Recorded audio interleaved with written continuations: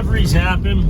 We got 20-foot Connex box going out to St. John's today. And we do off-road delivery. I think I mentioned that in my last video. A lot of people really gouge you hard to get an off-road delivery out here. And granted, some of the off-road areas are pretty hard to get to.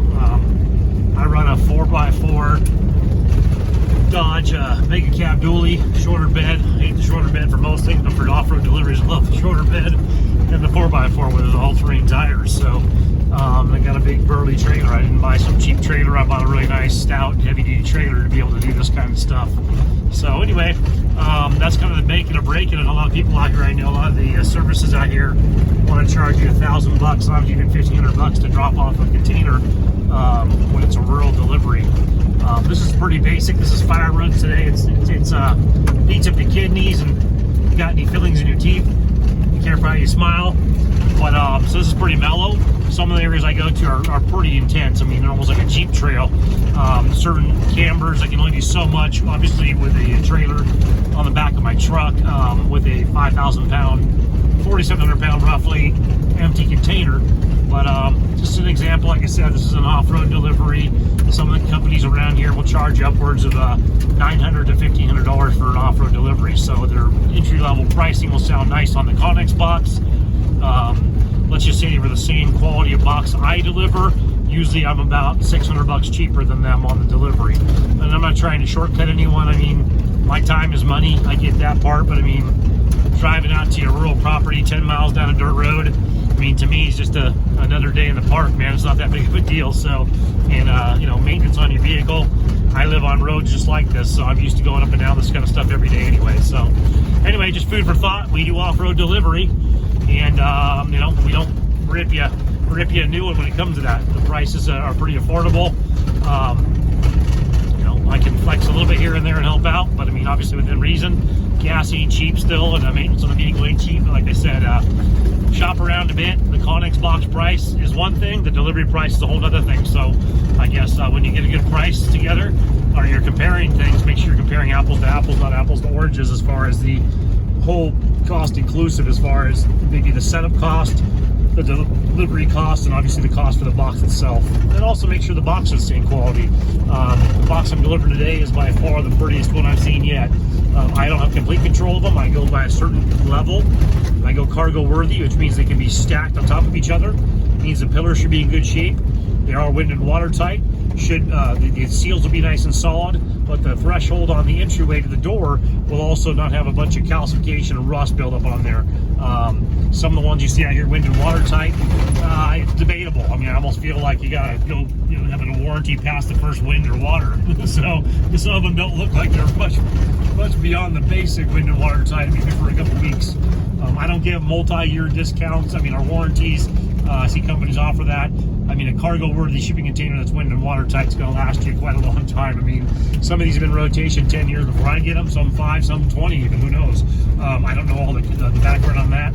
I just know the quality is the same, and sometimes I get lucky where they look a little cooler, a little cleaner, a little less beat up from the forklift operation, and some of them have really cool graphics on them. Some have just lettering. Some look, like I said, the exterior one was brand new, almost like a one-tripper. Some don't. This one I'm delivering today was a purchase from a bulk of private parties. I make offers all the time when I see someone that has like 6 or something online, or 8 online, or I have contacts that call me and say, hey, I got a guy that's got 10 of these out in the middle of the desert. Are you interested in them? And I have to commit to them. So I'm a cash and carry, so I commit to the product, and then I sell the product. So anyone can do this. It's not a brand new recipe in business. It's just a matter you do have to have you have to pay to play. But anyway, so this is just an example. Off-road delivery. This is pretty mellow. Fire roads still beats up your truck a bit. Like I said, I off-road delivery pretty much anywhere within reason. Last time I went and picked one up, actually, to relocate, we had to pick an alternate out. I got in, no problem with my trailer, but I could tell by the camber, off camber, some of the passers I had to go through, and I wasn't going to be able to do it with the weight of the actual container on there. So the customer, he went out and drove his Jeep out on an alternate route and found me a way I could get out there without flipping the damn container on the side. I can tell you, flipping a container on the side is probably a lot easier than flipping it back upright. So anyway, I'm following this customer out because a lot of these labyrinths out here, this happens to be one road, but a lot of times you got a lot of shifting and changing and turning. They get pretty confusing out here. And GPS usually works good. Phone signal not that great, so you can get a little bit deep out here and not know your way back out. So anyway, just an example of what we do out here, guys. If you have any questions, drop them in the comments. I'm very communicative as far as it goes.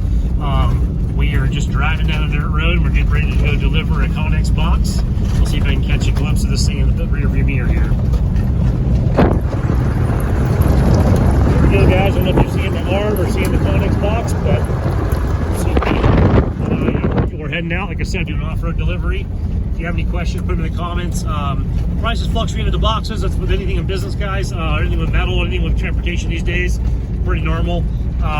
Transportation is just out through the roof. It doesn't matter if they're bringing you a lawnmower, a box, a Connex box, a tiny house. I mean, drop your motorhome off. Transportation is not cheap right now. Gas is through the roof. Fuel is through the roof in general. Wear and tear and maintenance. The service shops aren't doing us no favors. They ain't trying to give us a deal. I mean, they're getting strapped too for parts, so stuff's expensive these days. But yeah, Connex box, guys, are really hard to beat this for security. Really hard to beat this for just a mobile storage. Also, once you buy the box, I mean, they could drop in price again, guys. They haven't dropped in price in the last year and a half. They've only gone up routinely, so I don't see them dropping through the floor. If you already bought one at the premium price and you got stuck with it, and if they did drop out, I mean, you can modify that to a tiny house and increase the value, a hunting shack. You can just keep it for that rainy day, and keep your stuff stored that, sell it to a buddy, whatever. I mean, like, it's really hard to lose on these things. I mean, I'm pretty fond of them. Obviously, I make my side hustle a living off of this stuff, but I'm building with them. I'm using them for my workshop, using them all capacities. It's really hard to beat, man. With material costs what they are right now, you can't build a wooden structure 8.5 by 8 by 20 foot for anything even close to $5 grand right now, unless you're doing out of balsa wood or some hand-me-downs or some tear-down wood you got from old barn or something like that. You go to Home Depot, you ain't touching that price with that size in wood, and then adding in fasteners and supports and earthquake straps and that kind of stuff. So anyway, guys, if you have questions, let me know. This is Jason, Thomas Transportation. Talk to you.